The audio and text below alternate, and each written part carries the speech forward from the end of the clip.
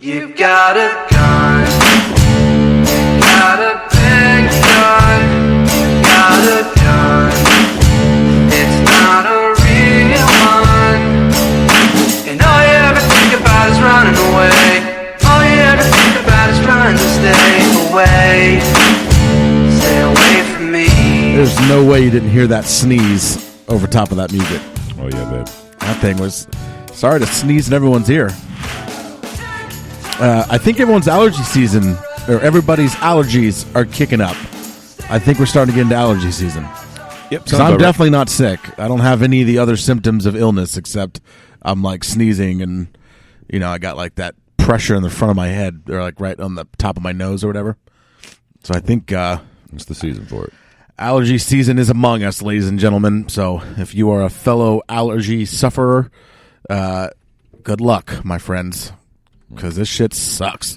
This is probably the most least professional show on the network where we fucking sneeze and cough and say curse words during the introductions. There it is. This is the Not Safe for Work MMA show.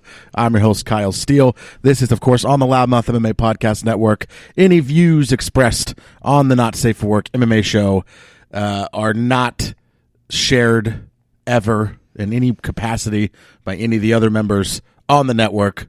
We got some great shows. Don't be going after them for some bullshit that we say. I'm going to tell you something. Of all the things I've done in my illustrious career as an MMA fucking podcaster, that little warning that you have to give people, one of my proudest moments. I enjoy that greatly. You're tuning into something different tonight, motherfuckers. If this is your first time, welcome. There are no rules, so just FYI. Again, if you have any type of opinions, just understand that you're dumb for getting upset. Yeah, exactly. All right. We want to talk about 248 pretty much the whole time. Is there anything else we want to talk about?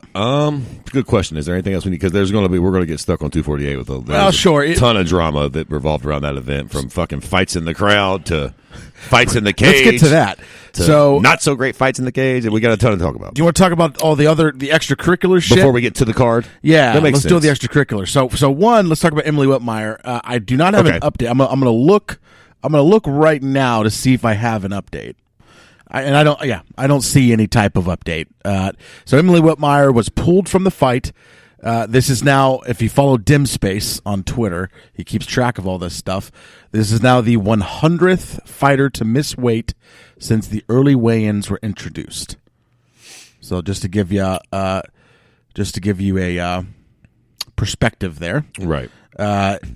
The weight misses by percentage. Would you like to guess who's the number one person? So this is, they missed by the highest percentage of anyone else. So versus their weight class. Since we've started this whole morning weigh-in thing? Yes. So of the last 100 people to miss weight, who has essentially missed weight by the most? Oh, God, that's a good one. I don't know, man. So many fuckers miss weight. I suppose did Darren Till, has he missed weight in a major way? Darren Till springs to mind. I don't even know if that's true, but that springs to mind. He is not in the top 25. Okay, well, Jesus, I'm not very good at this. I know AJ's missed weight, but I think he was fighting 34 years ago. So number 2 is Charles Oliveira, missing Really? at 6.16%. Interesting.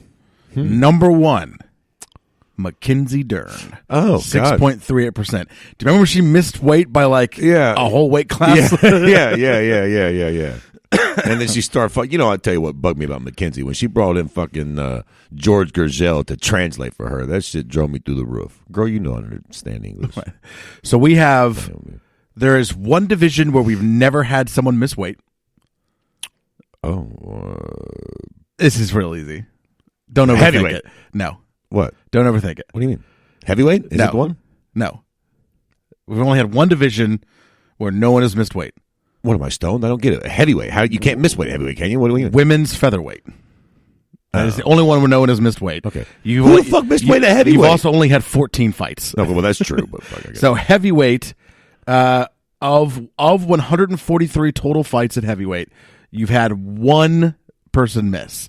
Okay. I don't remember who it was. Well, you got to find this person's name. I mean, we got to slander this cocksucker. What type of fat shitbird can't make heavyweight? There is no average, so I don't know. I don't know. Strange. I don't know how they 265. I mean, what the fuck? Brock Lesnar made 265 for Christ's sake. So the most weight misses by percentage is flyweight, because you've had 15 fighters miss. Makes sense. But only 80 total fights. That makes sense, though. That makes so sense, too. 9.38% of the class has missed weight by an average of 2.85 pounds. A whole bunch of cute cocksuckers tried to slide down that little flyweight division that probably should have just kept their funny ass at 35. Oh my gosh, that's female. What? Okay, this is interesting. We did not plan to go this direction, but this is interesting. So, because Emily Whitmire missed weight, and then she wound up getting pulled out of the fight. That's what we're talking about. Well, no. Did she miss weight? I was under the impression that she made weight. Did she miss first, and then... I think she made it ultimately, though, because I could have swore I read that on Twitter that she made weight and the fight was on. I think I could be wrong. Well, the fight was on, but then the fight was on. It didn't get canceled because she missed weight. I think she missed weight. The fight was still on, and then wound up having a injury related to the weight cut. Yeah, kidneys went out. So the top 3 percentages missing weight. So, and now again, this is limited fighting as well. I think is what's causing this. But right. So you have 80 total fights for women's flyweight, 78 total fights for women's bantamweight, and 126 total fights for women's strawweight. Okay, they lead the pack at 9.38% missing weight, 6.41, and 6.35. No one else is even in the sixes. So the women are by and large missing weight more. It could have a little bit to do with just the amount of fights that we've had, and that is true. But I'll say there were less flyweight fights, male flyweight fights, than women's strawweight fights, and they weren't as bad. I mean, to be fair, and this is probably something that we shouldn't be fucking talking about, as we don't got a broad here to defend the broads, but maybe there is something to broads getting on fucking their period and their little tummies getting bloated and their snatch bleeding. Maybe it's harder to cut weight during that time or something. I mean, no matter what the strong arm feminists are trying to make you to believe, there's a difference between men and women. Yeah. Biologically speaking, so maybe it is harder for them to make weight certain times of the month. Well, who used that excuse? Was like, I'm on my period, I couldn't make weight, and we all made fun of her, but it's like probably true. yeah, exactly. Well, because again, your body, I mean, part of the bloating is your body's retaining water. Exactly. So, yeah, so maybe it's fucking harder for women to make weight certain times of the month. I guess it's a bummer, man. But and the proof is in the pudding. I mean, you're looking at it. The numbers. They are the 3 women divisions that actually exist are the top of the list, right, for a percentage of fights. Yeah, I don't know. So I don't know what happened to Emily Whitmire though, but I looked around. I have not seen an update, so I don't know. I don't know what's going on. I assume if she wasn't, we would have heard by now. But right. If something was terribly wrong, yeah. But I have not heard anything. So best wishes. But we continue to have people miss weight in important cards, and yeah. What are you gonna do? It's like when somebody misses weight, or I mean, not the injury that she had or whatever, but just weight and judging and reffing. I'm jaded to it, man. There's always a bad decision, and we always come here and go, I got cheated. I'm so tired of riding that train. Yeah, I'm over it. I'm not bitching about the fucking refs or the judges or weight cutting. Some shit you just got to deal with, man. You got to take some bumps and bruises to deal with things. So It is what it is. Yeah. Nope, I get it. What are you going to do? Right. All right, let's talk about some of the extracurricular stuff that was happening in the crowd. I just found out about this morning. Are you talking about Brian Ortega and Korean Zombie? Yeah. I wasn't even hip that any of that was going on until this morning. And I almost thought it was bullshit when I read the story because it doesn't really sound like. I mean, so we hear all these rumors of Brian Ortega's past as, what was he, fucking like a Crip or a goddamn MS-13 Yeah, member? he was something, yeah. He gets this very fucking significant sort of story of being a real gangster around real gangsters, although every time I've heard the guy speak or anything, he seems like the fucking most open-minded, understanding individual in the world. But I don't know if you want to go ahead and tell the story about what supposedly happened or whatever. But so I guess apparently Brian Ortega found the Korean Zombie's translator, and while the Korean Zombie was in the restroom draining his snake, old T City rolled up on the trainer and was like, "Yo, are you whatever his name was?" And apparently, or no, the translator, not his trainer, his translator. Yeah. And I guess he said yes. I think it was Joy Pack, if I'm not mistaken, was Homeboy's name, something like that. Don't remember. I think it's something like that. Long story short, fucking Brian Ortega wrote up like, "Yo, are you dude?" He says yes. So the rumor has it Brian Ortega threw him a smack, an open-handed smack in the face. I assume the fucking shit hit the fan. They had to pull them away. I don't really understand this. I did see Korean Zombie recently done an interview on Ariel Helwani's show. And I think he said that when asked about the Brian Ortega fight, he said he's already dodged me once. And the translator translated that. So somehow that's the translator's. It's like leave it up to somebody with like a gangster mentality to not know the difference between like translating what another human is saying and having an opinion. Yeah, the funny thing is Brian Ortega doesn't seem like a goof troop at all. Apparently he is. Well, maybe he felt like the translator didn't translate it properly. I mean, look, maybe he knows. I don't buy that. Maybe he knows somebody else that speaks Korean, and he's like, "Hey, what did he say?" And he said, Brian Ortega's got nice hair. Then the fucking translator comes on and goes, "Yo, he's a wussy, and he's dodged me twice."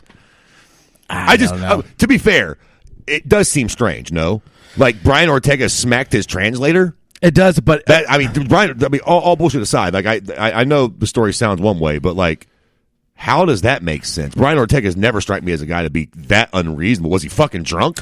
Here's the thing. Brian Ortega has a past, and at any point, that shit can come creeping back up on you, especially when you've gone through some losses, and or, in his case, I think it's a combination, and or you've gotten a lot more into the limelight, which he has recently in the last year and a half or whatever, 2 years maybe, something like that, max. Mm-hmm. He's really kind of gotten into the light. Didn't he pop for steroids at one point too? A long time ago. True, but I'm just saying he's got a past on him. Like who knows at what point? At one point, all of a sudden, you pick up the white dragon again, and you just start kind of spinning out. To be fair, there's nothing very gangster about slapping somebody's little sissy buddy. But if me and another man have a problem, I'm not going to find his little nephew and throw him a smack in the mouth because that's not very gangster. To be fair, it was a very odd thing. Like when I first read it, I was like, oh, that's kind of fucked up. But then the more I think about it, it's like, if it's indeed true, which I guess Dana White, has since confirmed it. I don't know. It's a little odd to me. Like it makes me wonder about Brian Ortega, to keep it a buck. Like if this is really true, who are you? Like, are you really this nice guy with your sweet little hair and your pretty eyes, or are you like they remove? Are you a bully? They removed. Sorry to change gears, but they also removed Paulo Costa. Listen, which really sucks because Adesanya was trying to find him. There's a great saying here in Dayton. I don't know if they got it around the world, but I'll suck your dick in Third and Main if Paulo Costa is not on steroids, Jack. Of course he is. Third and Main, I will blow you. If that dude looks so fucking big and swollen, like, get the fuck out of here with that guy. Roided fucking hopping over the guy. Will you sit the fuck down, Paula? What the fuck is the matter with you? You ain't getting in there to fight nobody. Just fucking chill. You look roided out of your fucking head. That was dumb to remove him. They should have left him in. There's no way he was that bad where they needed to remove him. There's no way. Yeah, they might as well. And then, listen, coming off of that fucking fight, they might as well try to get a little traction going for the fucking next one. Because Adesanya went over there to talk shit to him. And he did. Listen, to be fair, best part of the fight. It was best part of the fights was Israel's walkout, and what do you call him, a bumbling ignoramus? Something like that. Those are the best parts of that fucking fight, Jack. Well, yeah, that's we'll get to that in a moment. Saying much, we'll get to that in a moment. That was a thing. Okay, so yeah, I don't know though. I don't know. It seemed a little out of character for me. Was there anything else extracurricular? No, I think that's it. Brian Ortega threw the Koreans out. I will say this, for the sake of selling a fight, my snake's jumping out of his pants for that fight now. 100%. Like now, the next time Korean Zombie and Brian Ortega see each other in person, that fight has to happen now. It's a fantastic fight, and there's going to be some real heat. And I know people, love to take the high road in MMA. It's all about the sport and the martial art. But there's nothing better than a real beef, man. If you say you don't fucking love when John Jones and DC attacked each other and threw that little white boy off the stage, you're full of shit. Like, those are some of the best moments in the fucking sport, man, when it's real. I'll give it to you. So, hey, don't get much realer than this. I imagine the Korean Zombie's going to be fucking pissed next time he sees Brian Ortega. So you are, generally speaking, more of a just bleed than me. I'm a little bit more of a. I do respect it as a sport, maybe a little bit more. Sure. But at the end of the day, yeah, that shit's fun to see. Yeah. You know. Listen, I look, I respect it too, but we're bullshitting each other. Look, it's a fist fight at the end of the day, and nothing makes a fist fight a little more fun than the guys really being invested in it. Certain guys have the ability to sell a fight, and they're just, Fedor don't need no drama, and you know what time it is.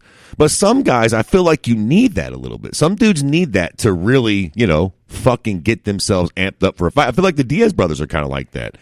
They sort of need to hate you a little to really kind of amp themselves, which makes sense. I feel like I would be that a little way. I wouldn't really want to fight a guy that I didn't have some sort of heat with. You know what I mean? And we're not fucking out there throwing the baseball. It's going to be hard for me to really fucking stomp your teeth down your throat if I genuinely like you. Yeah. If I talk to your kid and shit, I don't want to fight guys like that. Or if you don't have the killer instinct like a guy like Sage, where he has all the intrinsic tools that you need to. Not intrinsic, because he doesn't have the intrinsic tools. He has all the physical tools that you need to be the greatest fighter ever, but he doesn't have he doesn't seem to have ever had that like killer instinct. Yeah, they bred that dude in a test tube. They just missed that one part of it. They made him too caring. Or I don't fucking know. But it's like who's a beast is his sister. It's like Conor and Cowboy were buddy the whole time leading up to that fight, but at the end of the day, Conor has a killer instinct. Yeah. That's true. And it doesn't matter how much he likes you. Like once the cage door closes, he's gonna try to kill you. Not to be the resident Conor nut hugger, but that was the first thing I thought after the main event last night. I almost tweeted it too, but I was tired and stoned, so I just went to bed. But I was thinking in my head, like, you know what? For all the shit that Conor gets, he never pulled one of these. Right. I mean, he's been knocked down, he's been choked out, he's been blasé, but he's never been so fucking passive that he's had a boring fight. You say what you want about Conor, but every fucking one of his fights have been entertaining. Yes. He never pulled a stunt like that. Again, even with, and this could be a similar comparison almost, right? You have the striker who's afraid of the wrestler. You have the wrestler who doesn't want to get punched in the fucking face. Yet when Conor and Khabib fought, it looked dramatically different. Oh God, yeah. I mean, Conor dove right into the fire with Khabib, and it ended up costing him. And Khabib did too. Sure. Khabib gave it back, right? Instead of just trying to get away. And I mean, he circled away quite a bit. But let's just hold on because unless we're going to get into that, because we can get into that fight. Okay, well then let's start there. Then fucking Yoel Romero, Izzy, they fight. Izzy keeps the belt. One of the stranger fights I've ever seen before. Not the strangest. I've watched a lot of beardy fights, so I'm not going to be a prisoner of the moment and say this is the weirdest, but very weird fight. Romero comes out, and I don't know what the fuck. I thought that motherfucker was talking to Jesus or maybe snorted a few Xanaxes for you. He came out and put his fucking hands up at both sides of his fucking head. And just stood there. Flat didn't move for about a minute and a half. And, I'm watching it, and I'm like, at first, I'm kind of like, well, this is a little exciting. This is a little weird. Ooh. Right. There's so much kinetic energy. Yeah. For about a minute and a half. After that, it's like, what the fuck is happening? And I swear, that little moment, I feel like just put a funk and a cloud over the whole fight. From that moment on, the fight felt weird. And to be fair, the moment they had I think it was like one punch got landed that first round, right? They got close enough, and fucking Romero threw one punch. He cracks Izzy real good. And to be completely fair, not to put a lot of the blame on Izzy, but I mean, as much as a big of as a Israel Adesanya fan as I am, he was not being quite honest about his performance either. Well, all right. Like it wasn't all on Romero, bro. It wasn't all on your Romero at all. But for Romero to then get on the mic and whatever fucking speech that he gave. Yeah. Dude. Both of them should have been like, yo, this was not great. You can only blame one person. We live in a world where you got to blame one person. You have to choose. One lives, one dies. Right. Who's the blame going on? Ooh. To me, this is easy. Who? Romero. See, that's not that. Look, I want to say that, but I don't know if that's fair. Look, to be fair, Romero took more chances than Izzy did. How many times did Israel punch him in the face? Look, let's keep it a buck. I love Israel, and I don't want to throw him under the bus. And I'm not off the train. Yeah. But for me, What it looked like happened was when Yoel knocked the fuck out of him with that first punch, Izzy said, piss on that. I'm not going to get wild with this dude because that hurt, and I'm not about to get slept. It looked like from that moment on, the leg kicks came heavy and often. The jabs came long and fast. The most damage of the fight was Romero's leg, though. I agree with Izzy. True. That was the most damage of the fight. But Jesus fucking Christ. That's also a very passive approach to take to a fight. I kicked him in the leg bunch. Look how, like, bro, even you saying that sounds a little thirsty. True. Look at his fucking leg and how bad it is. I deserve this win. Like, Dude, you realize we saw what you did to Robert Whitaker. And Derek Brunson. In a fight where nothing... the reason why I blame Romero is Romero set the tone for the fight when he walked out and stood there for 2 minutes. Yeah, listen, it's hard to argue that. He set the tone for the fight. He got weird right from the beginning. But I also feel like when they did engage, it looked like Romero was Romero had a couple flurries where Adesanya didn't. Listen, Romero, I think, came closer to knocking Izzy out, even though he didn't, than Izzy did to him. Like, if you had to say who came closer to finish, it was probably Romero with the few big punches he landed. I mean, yeah, true. Izzy was chewing up Romero's leg. Do we all think that... I mean, how many more rounds would have Izzy had to do that before Romero would have quit the fight due to leg kicks? But I think he could have kept going, for probably another 10 rounds. I mean, maybe, unless he gets punched in the face. Like, there was... he got popped in the face a few times. I don't think he liked it at all. Right. He did not like getting punched by Romero. He didn't like getting punched in the face? No. What are you saying? Not a bit. What are you saying? Listen. These are the hot takes you come to the Not Safe for Work MMA show for. Listen, I'm just saying. We got fighters not wanting to get punched in the face. Look at that. Listen, he acts like he fucking wants to smoke, but to be fair, it didn't look like he wanted that. No, look, he fought smart. I'll give him that. He fought smart, but... And I think acknowledging in that, what he said that I agree with, in spirit or whatever, is I fought the fight I needed to fight to win. Cool, got it, check. That's about where it ends, though. And he could have just said, listen, Romero's a bitch. He didn't want to fight me either, so I did what I had to do to win. That's not how Paulo Costa is going to be. That's where my attention is. And that's kind of what he did, just not all the way. So maybe even just get that much more committal to that message. Like, Romero's a pussy. He didn't want to fight me, so I had to do what I had to do to win. It is what it is. I'm on to the next fight. We all know Paulo Costa ain't a bitch. He's not going to do that. He's going to fight me. I'm looking forward to it. Yeah, but that's just start focusing on that narrative. Listen, that's a weird. Here's the facts, dude. Going into this fight, I thought Izzy was going to style on Yoel, and I figured that Izzy would be a pretty big favorite going into the Costa fight. He was. Now, he was a big favorite going into this fight. I don't even know if he'll be the favorite going into the Paulo Costa. I'm going to tell you something right now. One of the few champions to... Having watched that fight last night, I'm not extremely high on Izzy's chances against Paulo Costa now. But to me, if... Paulo Costa has a lot more power than Robert Whitaker and a lot more power than Kelvin Gastelum, and he's a better striker. If Kelvin could touch Izzy like that and Romero can touch Izzy like that, I don't know, man. Listen, I don't like Paulo. Pains me to say it, but if they fought 2 weeks from now or when they do line that fight up, judging of how Izzy fought last night, Paulo beat Yoel, and he fucking did it a lot more impressive. I thought Izzy was going to come out and finish Romero so that he could rub it in Whitaker and Costa's face. Like, listen, y'all couldn't do it. Look what I just did to this dude. Well, that didn't happen. He didn't even come close to it. Exact opposite. Exact opposite. He didn't even look as impressive against Whitaker as Whitaker or Costa did against Romero. Yeah. So I don't know. To be fair, I feel like this kind of blew up in Izzy's face a little bit. He didn't get knocked out, but like it's the next worst thing. I mean, I think he had a lot. I know he had a lot of hype. I know he had a lot of hype going on this fight because on my Instagram stories, I would flow through them.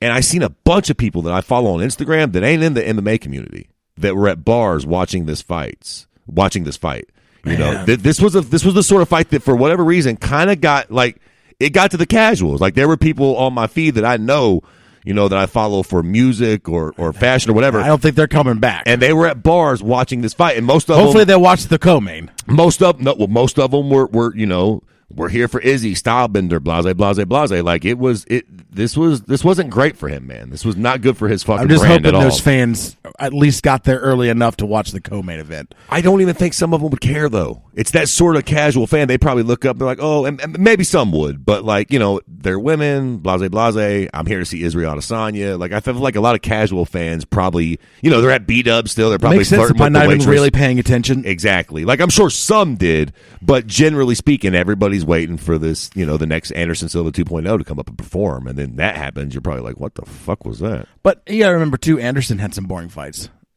I mean, it's true. It's part of the style. It's true. It's true. That's a pretty good point. But it's just Adesanya's had. Yeah, this was a boring fight. He's also had close fights too. Yeah, but at least the other ones were exciting. Yes. I will give him. You know what? And so, in the grand scheme of you things, give benefit of the doubt.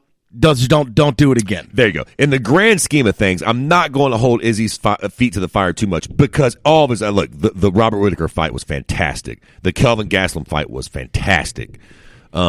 You know, all of his performances pretty much up to this point have been either great fights or just fantastic performances. So I'm not going to hold his feet to the fire, but that wasn't great, man. Especially for somebody like him, who's, you know, he's not just a normal fighter in the UFC, man. He's a champion, and he has the ability to be a big star, like a really fucking massive star. So performances like last night's are not going to bode well for him. Like, he doesn't, you know, that the pendulum didn't swing properly. He probably could have gained another fucking 500,000 followers on his social media platforms had he had an impressive performance. And, you know, the other things were right. I thought the walkout was brilliant. The fucking rose petals and all that shit. It wasn't terribly extravagant or over the top, but it was different than the dance. Like, he did that. I'm like, shit, fuck yeah, you win. And then each time you come out, you can have something different set up that's kind of unique. Like, I thought that was really fucking cool. But boy, did you botch it. You got to back it up. You got to back it up, man. I mean, even had the fucking ignoramus comment for Paulo. Like, if he would have just had the, you know, in the Robert Whittaker fight, I think a lot of people came on to our platforms afterwards and was like, that's how you do it.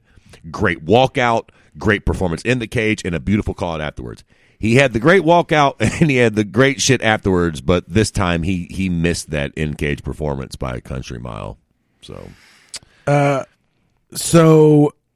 give the fans what they want. We had somebody comment, they said, I want some O'Malley talk. Oh, yeah. So we can definitely get to him. Let's get to the co-main real quick. And I don't want to, I mean, we do have other, again, I want to talk about O'Malley. I want to talk about the Magny fight. I want to talk about some other stuff too, but let's talk about the co-main here. I will say this. I actually think that fight isn't getting enough praise. The co-main? Yes. I mean, well, that's interesting. I don't think that was, so first of all, I think, and this is coming from a limited view, and I'm aware of that. Mm-hmm. But I've also gone back and watched a lot of stuff, and you know, I think that was the best female fight I've ever seen.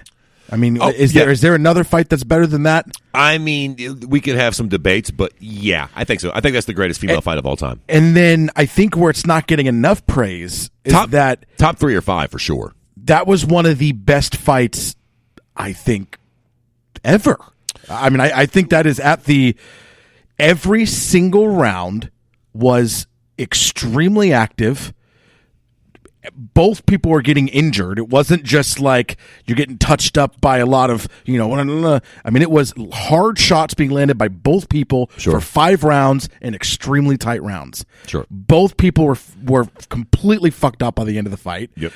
I mean, it was a dogfight. It doesn't get much better than that. And it's like, I think where it's not getting enough praise is that I think that was one of the best fights ever. Like, I think just in general. Listen, we are very much prisoners of the moment in MMA. Sure. So I come to this podcast with you this morning pretty much agreeing with you. The only thing, if I were to play devil's advocate, and don't get me wrong, don't be a cunt out there, boys. I'm not. The fight was amazing, and I think I agree. I think it was the greatest female fight of all time. Not to fucking put genders on it, but it is what it is. The only thing I would say the fight lacked a little bit was this is a mixed martial arts fight. we basically watched a kickboxing match in mixed martial arts gloves. Sure. There was a little bit of clinch work, but there was no wrestling. There was no grappling. And I know I get it. Who wants to see the grappling and hugging? Sometimes that can be very exciting. There was no submission attempts. There was sort of that whole part of the game was gone. Now, I realize that that's probably why a lot of people feel like this fight was so fucking fantastic because they didn't do any of that. But I love a good submission attempt. I mean, it's close. She almost got her an armbar at the end or a reversal. And, nobody wants to see hugging. But like a bulldog at the end of a round. Yeah. But listen, I'm playing devil's advocate. That was a fucking amazing fight. The whole card. Especially Izzy and them fucking really owe those girls a debt of gratitude too for the bullshit they put on afterwards. that was an amazing and they made the card. Definitely probably would have fucking definitely the best championship female fight I've ever seen. For sure. I think I can definitely stand That's behind real that. specific. Yeah. But I mean listen, it's true. He's like, listen, it's the best fight to ever take place in March 2020 for sure. I know that much. It was the best fight March 2020. I mean, not a whole March. Early March 2020. Definitely the best fight. I do feel like a little bit of it is just particular taste. I realize why people hold this fight in such high regard because it was a back and forth. It's just every round was tight and the output was amazing. And the thing is, a lot of times when you have that kind of output, it's soft touches. These were hard fucking shots for 5 straight rounds. So, I mean, real damage. Joanna looked like a fucking Klingon by the time we got done with the fight. I mean, it was The memes about her were relentless, dude. We were watching ET memes. I mean, they just kept coming. Dog. Have you seen? You ever seen Kristen Wiig has this character on SNL when she was on SNL where like she had like little tiny doll hands. Oh yeah, bro. I know exactly. Let me show you the picture. They said it in our group chat. And it's like a big ass forehead. Yeah. It looks just like yeah. Listen, that person looks better than Joanna looked last night. That's a good one too.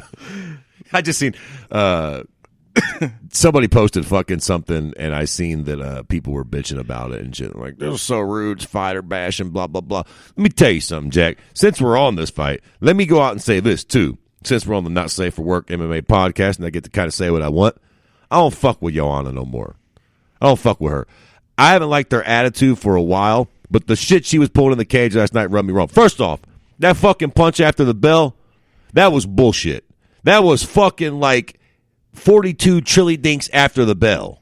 Like, there's late shots, and then you just flat threw her, you fucking threw her a cheap shot. I'll say this. I'm with you, but here's where I'll hopefully get you to give a benefit of the doubt, okay?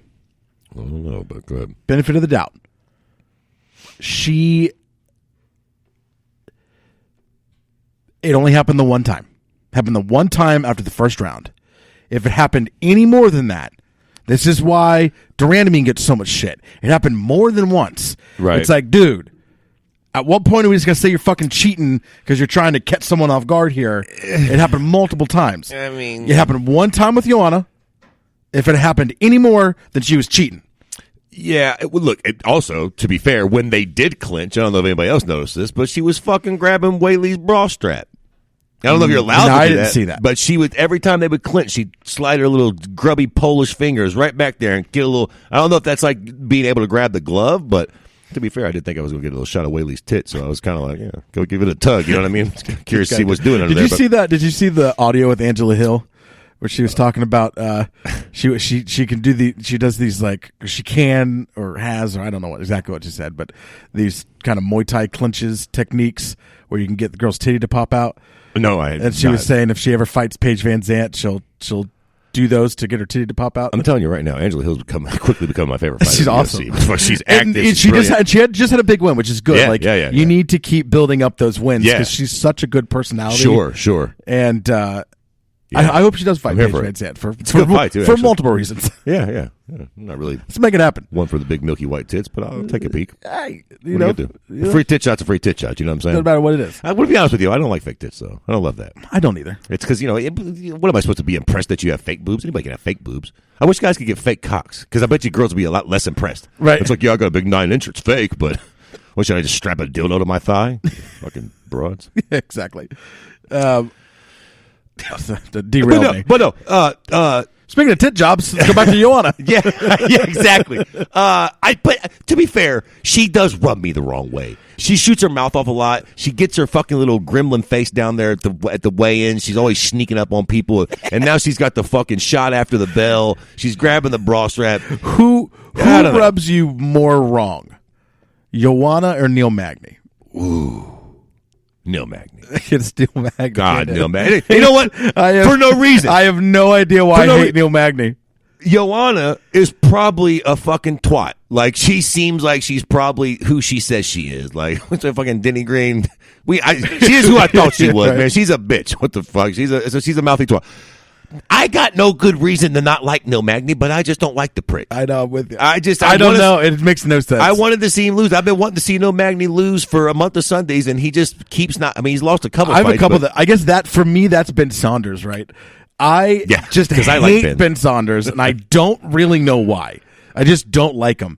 And I know one time I'd already really didn't like him, and then he did this video one time. It was after Colby had talked a bunch of shit to ATT. And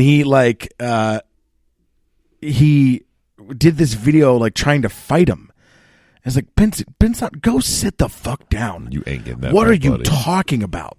Like, you would never get that in a million years. But even if you did, you would instantaneously get finished. Like, the fight wouldn't even have started yet. Bro. And you'd get... Speaking of Colby, just quickly, did you see the video he put out about Joanna? No, I have not seen anything. So did you see the video that Joanna, it was just like a quick thing, and they asked her about Colby, and she was like, I think he is a prick. Yeah. He is rude. He is not real man. Yeah. Well... Fucking Colby, boy. This prick's going to win me over eventually, I'm telling you. He puts out a video, and he's got some blonde whore rubbing his shoulders. So he's still on the shtick. Oh, for sure. He's still on. What's up, nerds? So it's been brought to my attention that I'm being a prick, and then he makes the ultimate prick face.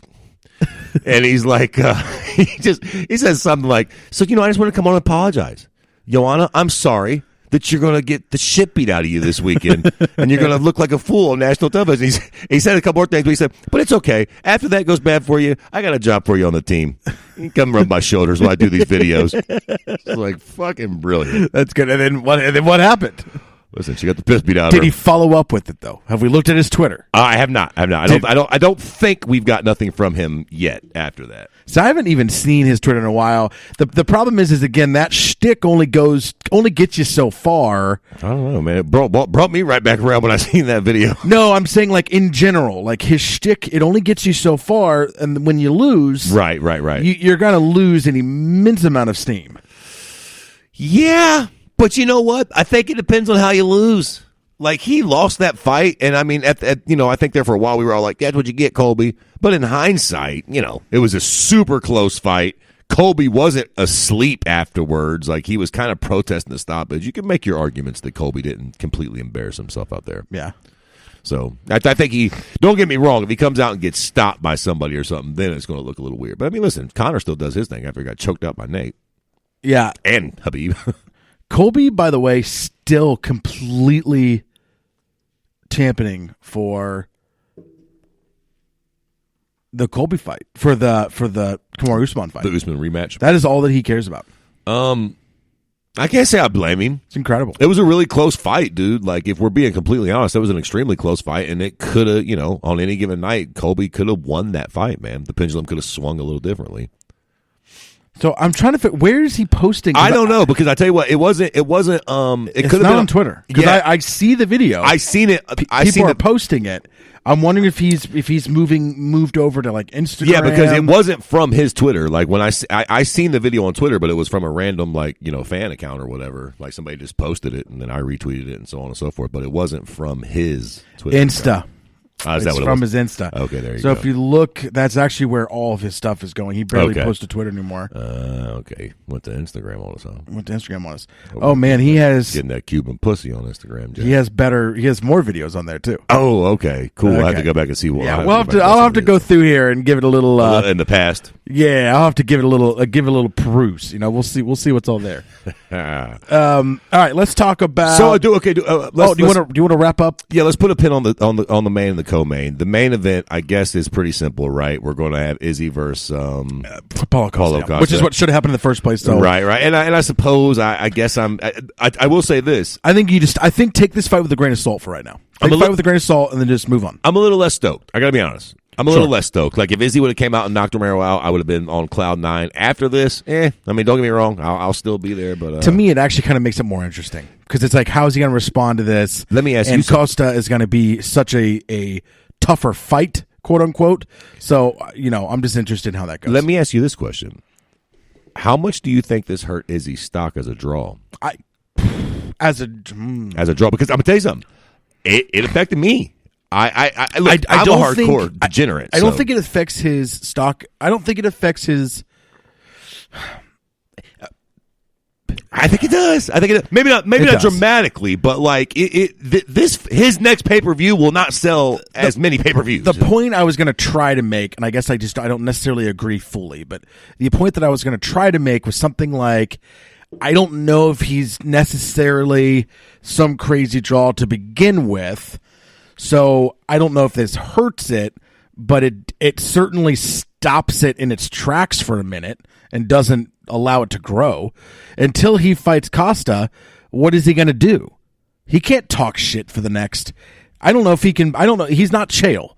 Chael's the only person that could go in there and have a fight like that and then be perfectly fine at the end of it. I mean, it seems like Izzy's trying to do that, though. I mean, he was flat. I seen the quote from I haven't watched the post-fight presser. He's got to, but he said something like, I was basically fighting like a sparring dummy or a training dummy or something. Which, I think. And listen, same thing for I think somebody might have even just said this on Twitter with the questions, but same thing for Romero. I mean, either one of you guys getting on there and blaming the other one for having a boring fight's a little ridiculous. Neither one of y'all were really pushing the boundary. Let's keep it a buck. Like, neither one of you were really trying to fucking get after it and win that fight. So, Yoel, you can fucking calm down. But Izzy, that wasn't great for you either, bro. Like, you can talk all you want to about the leg kicks or this or that. There's no two ways about it. That was not an exciting. And I'm going to tell you another thing. Really, fucking Zhang Wei Li and Joanna Champion. Well, I can't call that hoe Joanna Champion. Joanna Jędrzejczyk didn't do them no favors by having fucking fight of the century beforehand. Right. Like, I don't know what the fuck. It also did not help. You guys can't watch up. Like, I was thinking that right when Romero came out and did that weird shit, about 20 seconds into that moment, I'm like, bro, you can't do that after what we just seen. I know. Y'all got to give us something. Bro, if that last fight sucked, maybe that last fight was a barn fucking burner. You guys cannot come out and do this after that. It looks worse. Sure enough, it happened for 5 fucking rounds. 25 minutes. If it's 25 minutes, there's actually 30 minutes of fighting because it's 25 and then there's the in between. Right. Okay, then you got the before shit, then you got the after shit. Right. Each one of those fights is about main event's about 45 fucking minutes. Sure. 40 minutes. Between when this is all happening. I would have rather gone to fucking sleep, dude. We lost an hour. Yeah. I mean, give me the fucking hour That's back. what Dana White said. He said during the co-main event, nothing happened. Main event came, goddamn, Brian Ortega slapping people in the bathroom. Paulo Costa's trying to jump the gate. Like, when there ain't enough action happening in the cage, people get restless in the crowd and the shit starts going wild, Jack. Yeah. I'm worried because I'm going to UFC Columbus. And, man, if Ngannou pulls some boring shit, I'm going to be real mad. Yeah, and I mean, to be fair, Rosenstrike... Those tickets are fucking expensive. I'll tell you, that argument, make fun of that argument all you want, but if you're in that fucking crowd and you paid $500 to be in one of those fucking boxes, you're going to be fucking furious at a fight like that because you're like, fuck you, dude. Like, go out there and fight. That's why I paid. I understand, like, we can get mad at that ideology as much as we want, and in a different life and maybe even on a different day, I completely agree with you. Mm-hmm. It's not their fucking job. Like, you paid for whatever. I get all that. I understand the argument. Until you're the motherfucker in the crowd. Until you're the motherfucker that shelled out $500 to go to a fight. Right. And you get that sort of performance. So it's like, at least they did have the co-main event for all the people that were there last night. They got to witness one of the greatest fights of all time. Yeah. But again, to your point, so the fuck what? I paid for a bunch of great fights all the time. Like, I didn't pay for one great fight on. And to be fair, that's not fair either. This card should be said that what I didn't understand, great card overall. What I disagreed with was not. I don't know if disagreed's the right word, but like what annoyed me was the crowd booing Adesanya specifically, and then cheering for Romero. It's like, what? Well, what for? I think Romero was saying the right things, even though before he even talked. Just in they gave him an ovation. Oh yeah, well I don't remember that. Yeah, that's a little weird. Yeah, he was just as responsible for the bullshit as Izzy. I mean, that's a fact. Even though he tried to say the right things, like people come for a good fight, people pay good money for a good fight. Yeah, Yoel. So what the fuck was you doing for the first 32 seconds, fucking minutes of this fight? When I'm listening to him talk, I mean that's literally what's going through my mind. Like, what? Wait a minute. Like, you didn't do anything either, bro. I think I tweeted last night, like, I wish I had the fucking self-awareness of Yoel Romero. No like, shit. How blissful would my life be No shit. if that was my level of self-awareness? Right. I just had no fucking idea what people think, no idea what I'm exhibiting. Like, I'm just going through life just with blinders on. It's like, bro, you do realize that we're all holding you accountable, too. Yeah, fuck like, you, guy. You weren't really going for it either, bro. What the fuck? You're both in that boat. And then let's wrap up the bow, or let's put a bow on Wei Li. What's next? Well, I was going to say, let's put a bow. Okay, Wei Li, what's quickly. next? Thug is fighting Andrade. I think if Thug Rose wins that fight, my dick gets hard as the Eiffel Tower thinking about Thug Rose versus Wei Li. Or would you like to just see him run it back? I do not want to see them run it back, and I'll tell you why. Because that's as good as it gets. Yes, 100%. Don't fucking it's do it again. the same reason why Conor should never fight Aldo ever again. Exactly. Yeah. Exactly. Just leave it alone. Listen, if you're an Aldo fan, you probably disagree about that. Well, sure. But as a Conor fan, just leave it alone. Sure. But with this one, yeah. I mean, true. I guess if you're a Joanna fan, you're like, fuck that. We need that one back. That was horse shit. But I feel like that's one of those fights that I'm not saying they should never rematch, but it has to happen in the future. Don't do it immediately because it will not live up to the expectations. I think the better question for this is just, what do you do with Joanna? That is the question that I can't figure the fuck out. Well, you know what? Actually, does she fight Claudia Gadelha for the 17th time? Like, I mean, what do we do? Like, if Thug loses, does she fight Thug for a third time? Like, does she fight Andrade for what? Second time, third time? The problem is she's fought all these ladies so many times. But listen, she didn't have a bad performance. There's a whole lot of people walking around right now assuming that she's the uncrowned champion. So I don't think we have a. She's not like it's not like what do we do with her, but I agree with your point. She's fought so many of these girls. It's like, what? Maybe go back up to 25, and maybe not just like for an immediate title shot, but just maybe kind of go up there. And so if Andrade loses, she's only fought her the one time, but still, like it's still a rematch. If she loses, that fight I could see. Still a rematch, though. I mean, fuck, what girls has Joanna not fought at 115, for Christ's sakes? Well, but like... Ooh, Tatiana. I was going to say, Tatiana Suarez. Yeah. But why would you do that to my girl, though? What the fuck? Because she needs to earn her keep to fight the fucking Queen Wei Li at this point. You cannot go from fucking Wei Li to fucking Tatiana Suarez. Fuck that. What do you mean? Like, why not? Don't do that to her. Don't do that to who? Tatiana or Don't do Joanna? that to Joanna. Oh, stop it. Joanna probably beat the fuck out of Tatiana anyways. Tatiana ain't fought nobody like Joanna. Oh. I mean, to be fair, you know what I mean? Look, a lot of people were saying that Tatiana, I think we were discussed this on Twitter a few days ago. They were saying, should she get a title shot upon her return? I was of the opinion no, because she doesn't have that signature win. Joanna's the signature win, and on hindsight, if Joanna can beat somebody, like, I guess it's just a fight that actually would keep Joanna relevant and, you know, a fucking fresh fight for her, for Christ's sake. I don't want to see her fucking fight nobody she's fought before. The fight, if I'm looking at this, the fight that makes the most sense is Tatiana Suarez. Yeah, man. No other fight makes sense. Even stylistically, because Tatiana probably will not try to stand and bang with her. She will probably put the wrestling on her, for sure. Has anybody ever tried to really grapple Joanna wholeheartedly? Has she ever fought like a real strong grappler like that?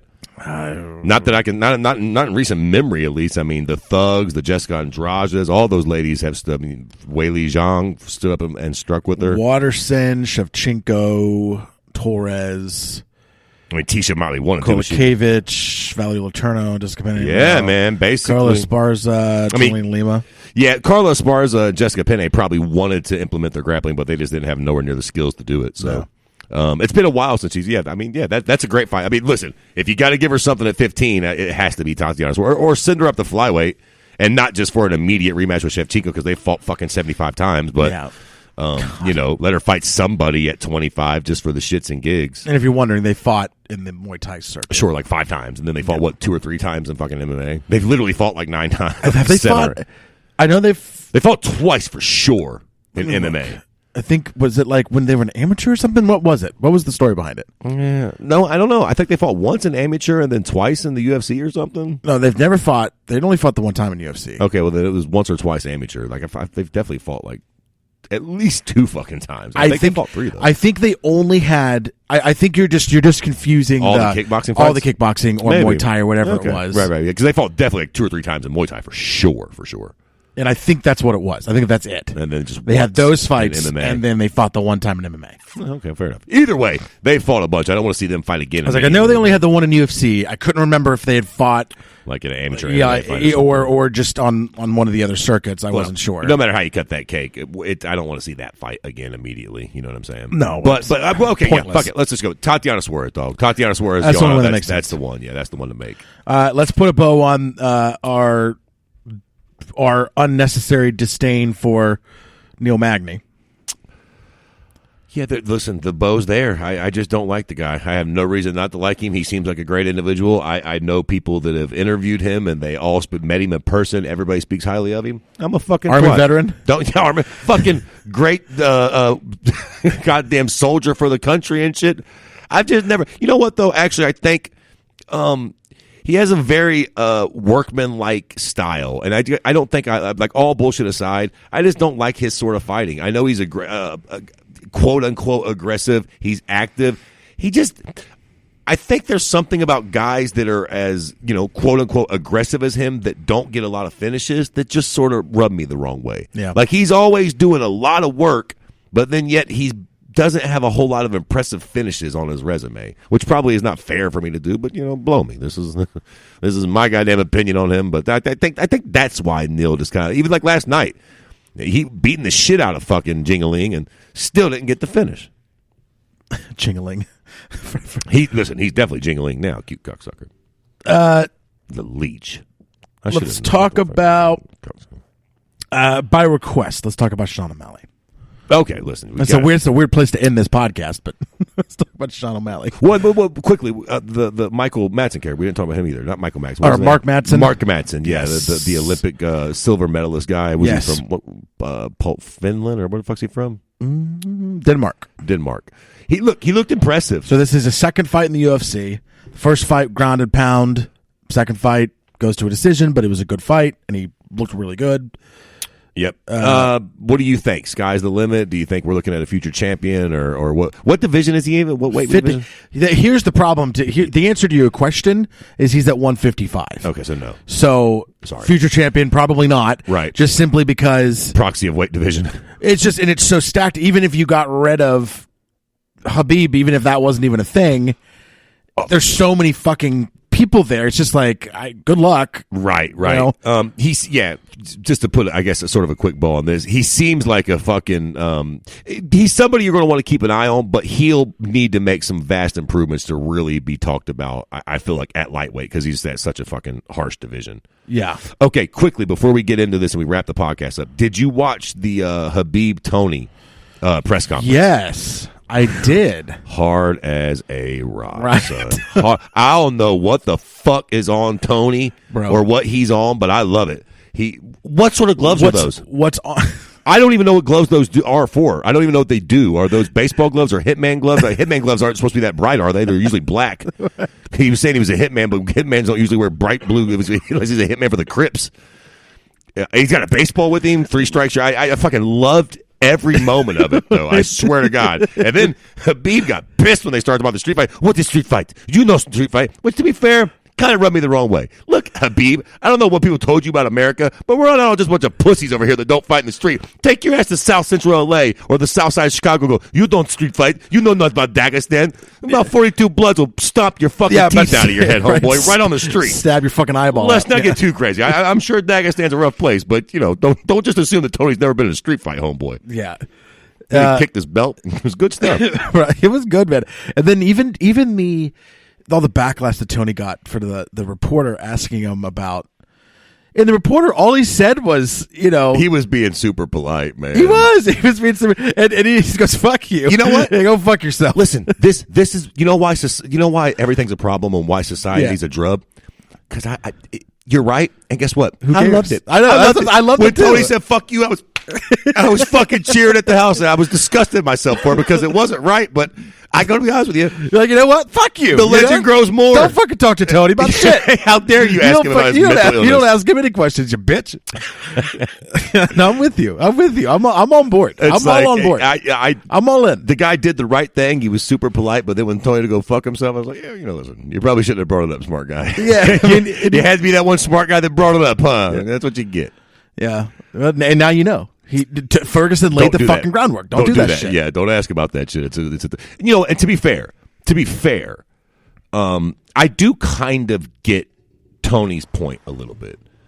If I'm not mistaken, when all that shit happened, it was really serious. There was shit with his girlfriend. There was accusations. Here's what I'll say. So it's like, this is what people need to remember. The people, if you're getting mad at Tony, or if you're not understanding why Tony reacted the way he did, or if you're trying to claim that his reaction is a sign of poor mental health or whatever people are trying to do. Sure. Let me address something real quick. Not everybody wants to be a poster child of something. Sure. And we assume that when someone conquers something, we assume I conquered drug addiction. Okay. And a lot of people who, there aren't fucking, unfortunately, if you've conquered drug addiction, a lot of people that died. So I don't have a lot of people around me that I used with, because most of them are fucking dead. Sure. That's how this works. Right. But the people some of the people who are still around, like that I, went to rehab with and that kind of stuff, like, they don't want to talk about it openly. They don't want to be the face of overcoming addiction. Right. Like, they're just doing their thing. I talk about it every once in a while, but for the most part of my day-to-day life, I'm not trying to be some fucking poster child of overcoming disease or whatever. Like, it's not. It's like, listen, that was a rough part of my life. Yeah, I'm not particularly proud. Right. Like, I don't want to sit around discussing it in great detail with all you guys. Yeah, it was a thing, and I'm better now. I'm proud of myself, and clearly where I am now is not even remotely close to that. Right, and that's cool. I'm a family man now, and I have a good job and whatever else. Like, and that's all fine and nice. But I'm not particularly proud of that time in my life, because I did some horrible fucking things to people who were close to me that I don't want to discuss. Yeah. It's like I don't want to be that, because it's not me anymore. So not everybody wants to be a poster child. Now, I take on that role often. Sure. If someone is having an issue, I can sit down and eye to eye and go, listen, I was fucking there. I was there. I was in the fucking trenches. Like, to be fair, you got this. To be fair, but not everybody wants to be that person. To be fair, too, you're not on a public stage. Yeah. Had that guy asked him that question at a bar in confidence, I highly doubt Tony says, fuck you. Yeah. They probably have the confidence. It's just, Tony's probably like, look, man, first off, it's embarrassing. Yeah. Like, do you remember the story? Because I do. Fucking Tony was acting weird. His fucking wife had to call the police on him because he was fucking saying such erratic shit. Yeah, he was trying to cut into a wall to try to get to something he thought was back there. Right, man. It's shit that he probably is like, yo, bro, this is not the fucking time that I want to really kind of relive or discuss any of that. And, I don't know what you're trying to do here. We live in a very inspirational culture. Sure. The time we're in is just like entrepreneurship. If you even go back 10 years ago, the term entrepreneurship was almost like a dirty word. Like, we didn't look at entrepreneurs the same way. Right. Like, it was almost like they were just the nerds. Like, they were just the whatever. Like, they were the people who weren't actually working. Like, that's how we viewed, like, entrepreneurship. Now, in 2020, everyone's a fucking entrepreneur. Sure. Everybody's whatever. And now it's not a dirty thing, and everyone's using this as inspiration. Like, look what I can do. You can do too, whatever. And again, I get sucked into that stuff too, because I'm an entrepreneur. Gary V type of vibe. I get sucked into that kind of inspiration. I just think it's so important, and I know I've said this a couple times, but I want to say it again because I want to hammer this in. Not everybody wants to be a poster child of something. Not everybody wants to inspire you through their faults. Sure. And we're just so used to it because that's the way the culture works now. Right. The culture is very predicated on, putting your past out there, whatever, to use that for financial gain or for inspiration or for some type of content, value-added content. We're so used to that now in this culture that when someone is like, yeah, fuck off, I don't want to be a part of this conversation Right. were so taken aback. Like, oh, we were just giving you props, buddy. And they were genuinely expecting Tony to go, you know what? I overcame it. I'm Right. glad I got the help.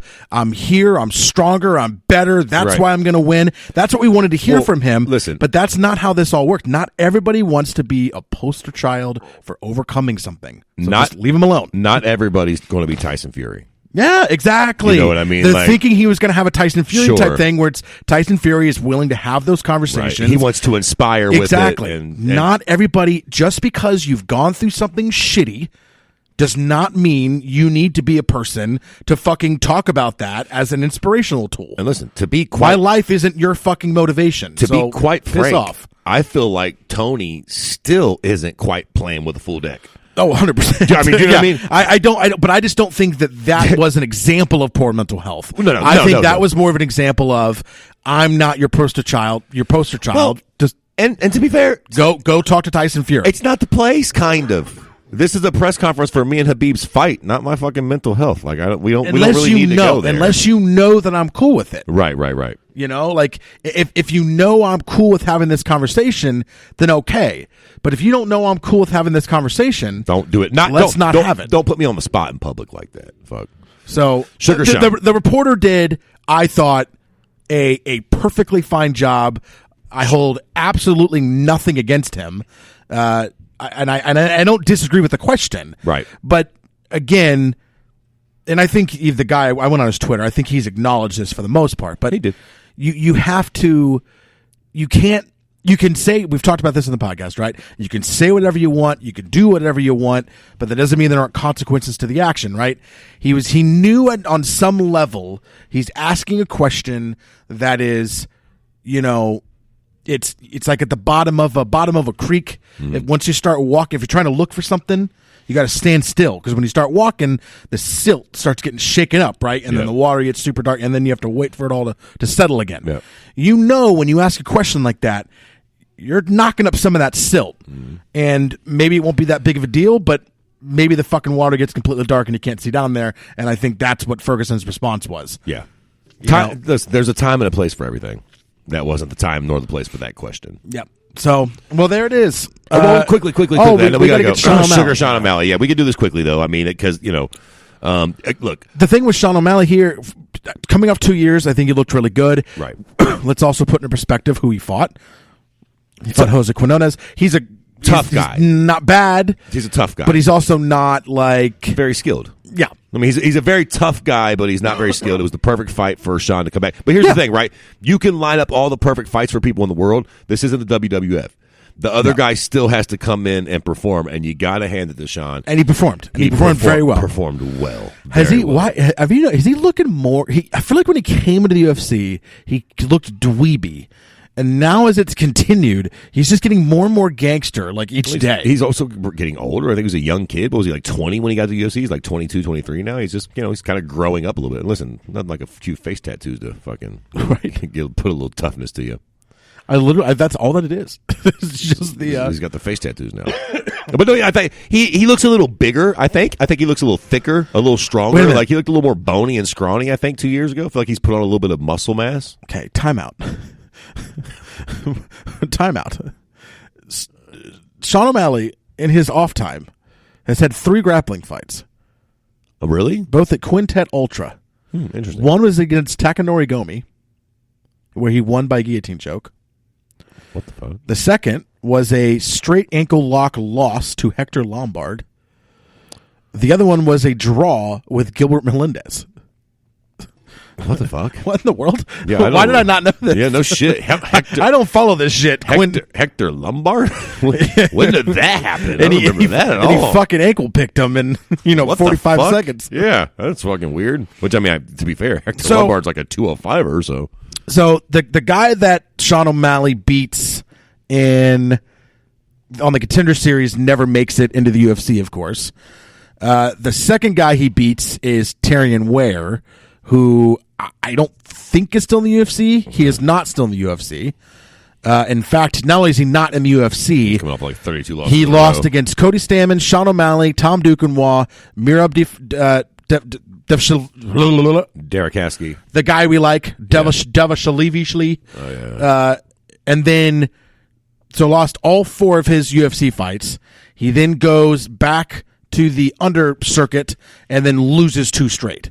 So, that's who he beats. To be fair. Then he fights Andrei Sukumta, who I like Andrei Sukumta. He was a decent fighter, but nevertheless is no longer in the UFC. A few losses himself. And also was on a 2-fight losing streak before, I think, getting the boot. I think he got booted recently. And then now he just beat Jose Quinones, who, Okay, so where are we at with him? Featherweight? Again, yeah, he's at 45. All right, so what's next? What do we want to see next for Well, for I Sean am O'Malley? I am okay with the trajectory of Sean O'Malley here. Mm-hmm. Like, don't get me wrong. I'm completely okay with it. I just want to keep in perspective what he has accomplished. He's beaten low level guys. He's had 3 UFC fights essentially. Right, low level guys. And all 3 of them are relatively low level here. So it's like, let's just okay, well, let's just calm down with the O'Malley hype. Can you pull up featherweight for a quick minute? Of course. Let's do a little quick fantasy matchmaking before we get out of here, because I'm kind of curious about this. I'm very curious about who he fights next. Because I tell you what, in very anti-Israel Adesanya fashion last night, I think Sean O'Malley did a lot for his career. Yes. I think we're very hyped going into his next fight. So depending on who they put him with and where, that's his next fight's going to be very, very hyped. I think it'll be on the main card of the pay-per-view, possibly opening it. I think that's a good spot for him to open the pay-per-view of a big card later on this year. All right, so I'll pull up the rankings for featherweight. Come on, Conor Gaethje, that's what's up. Let him open up that card. That'd be fucking amazing. Is that happening? I hope. I think so. Although Habib needs to shut his mouth with the threatening shit, it's going to make Conor not want to do it. But so let me start at the bottom. Okay. At 15 in featherweight, according to the UFC rankings, is Arnold Allen. I mean, fuck, we could start there as far as it goes. I would say there you go. Start at 15 and work your way up. That's a pretty good fight as far as it goes. I mean, that works. Above that, you have Sodiq Yusuff. That's a good one. That might be a little bit too much for him to chew right now. Yeah. Above that, you have Ryan Hall, who just got booked against Ricardo Lamas. Above that, you got Shane Burgos. I don't know what he's doing. Above that, you got Aldo, apparently. Who's what the fuck? A, not in the division, and B, fighting for the belt at 35. 10, you got Calvin Kattar.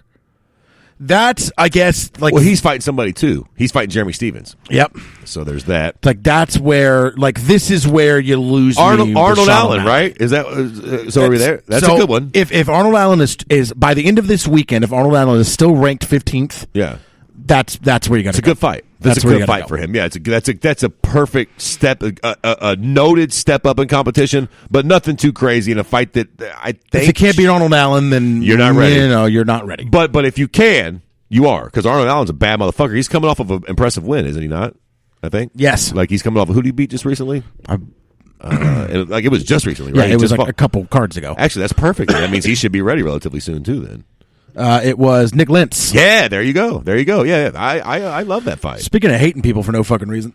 No, hello, Nick Lentz. Listen, that motherfucker's nickname is the Carney, and he looks like one. He's got all the reason in the world for you to hate Nick Lentz. He's a gross little monster. All right, anything else you want to add before we go? No, I think that's it. We got to it. Awesome, man. We will talk soon. There it is. Bye.